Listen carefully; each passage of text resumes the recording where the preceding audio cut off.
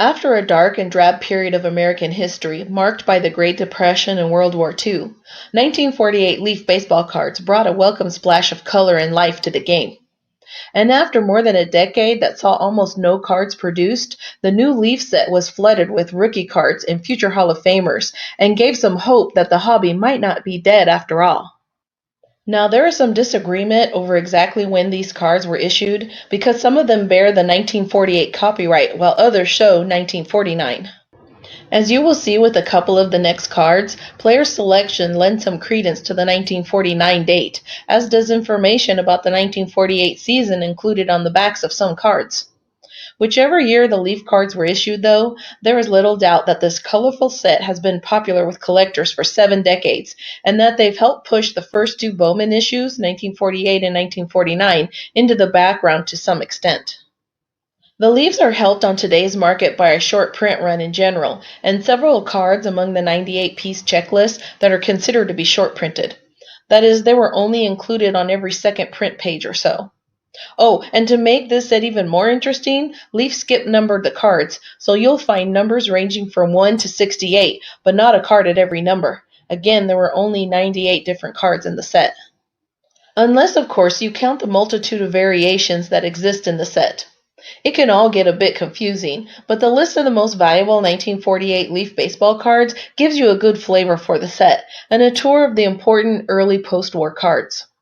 Rankings based on PSA 7 card values as listed in the PSA Sports Market Report Price Guide. Play ball!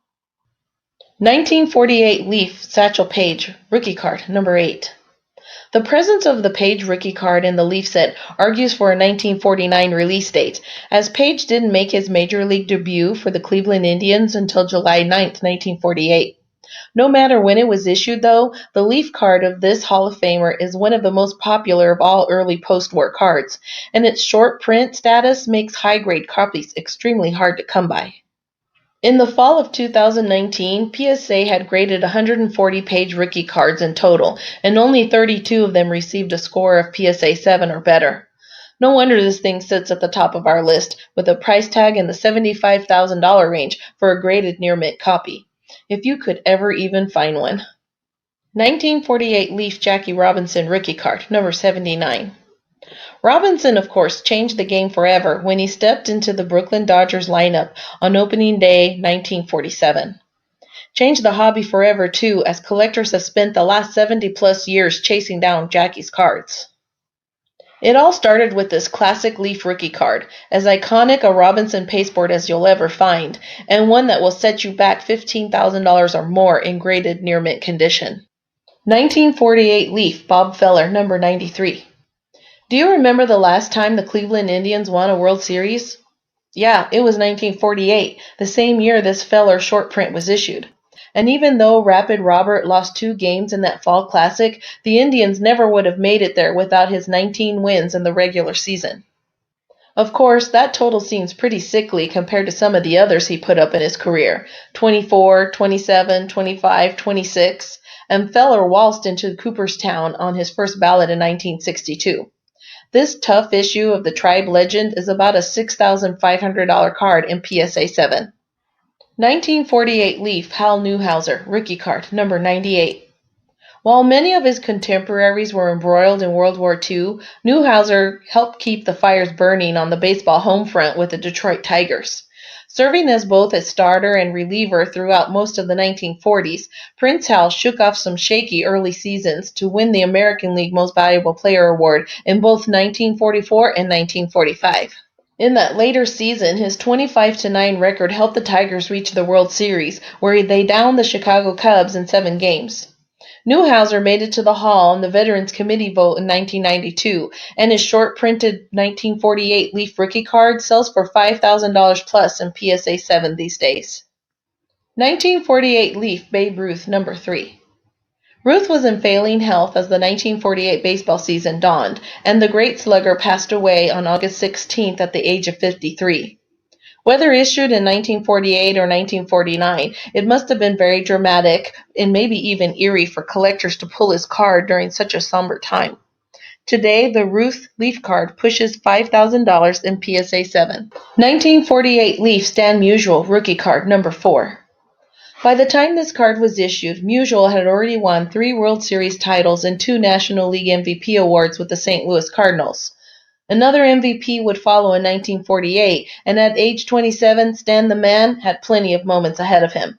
He also had his first widely distributed baseball card to enjoy thanks to Leaf, and that rookie card sells for $4,000 plus in PSA 7 today. 1948 Leaf Joe DiMaggio, number 1. DiMaggio, on the other hand, was entering the final stretch of his great career, even though no one realized it yet. In 1948, though, he turned in his last great full season, 320, 39 home runs, 155 RBI, and finished second in the American League MVP vote to Cleveland shortstop and manager Lou Boudreau. The Leaf card that accompanied Joltin' Joe's big season sells for about $3,500 in PSA 7 condition today. 1948 Leaf Larry Doby rookie card, number 138. Doby made his debut for the Indians just months after Robinson broke in with the Dodgers, becoming the first black player in the American League in the process. A year later, Doby appeared on this short-printed rookie card on his way to the Hall of Fame. Doby's Leaf rookie card lines up here at about $3,200 in PSA 7. 1948 Leaf Harry Brecheen rookie card, number 158. Brecheen made his debut for St. Louis Cardinals in 1940 at the age of 25, but he didn't really get rolling along until 3 years later. Over the next 11 years, though, he would rack up 133 wins and help St. Louis to 3 World Series, 2 of which they won. In the second of those title tilts, 1946, Brecheen won 3 games, pitching 20 innings and posting a stingy .45 ERA against the Boston Red Sox. In the middle of his cards run, Brecheen appeared in this short-printed Leaf rookie card, and it's a $300 buy today. 1948 Leaf Phil Cavaretta, number 168. Cavaretta spent 22 seasons in the Chicago region of the major leagues, from 1934 through 1953 with the Cubs, and then in 1954 and 1955 with the White Sox. Across the decades, he turned in several star performances as a first baseman and outfielder, and he even won the National League MVP award and batting title, .355, when the Cubs went to the World Series in 1945. His placement here, though, owes a lot to this card being short-printed, and it's enough to garner a $3,000 price tag in PSA 7. 1948 Leaf Dom DiMaggio, number 75. DiMaggio ended up with an interesting lot in his baseball life, since he was the brother of Joe DiMaggio and the Red Sox teammate of Ted Williams. Dom was an all-star in his own right, though, and his short-printed 1948 Leaf card sells for about $2,000 plus in graded near-mint condition. 1948 Leaf Ted Williams, number 76. Williams, of course, was one of the greatest hitters ever, and he won his 4th American League batting title in the summer of 1948. This classic card of the splendid Flinter accompanied that run and sells for about $2,000 in slabbed near-mint condition these days. Like our video? Then like our videos and subscribe to our channel. WaxPackGods.com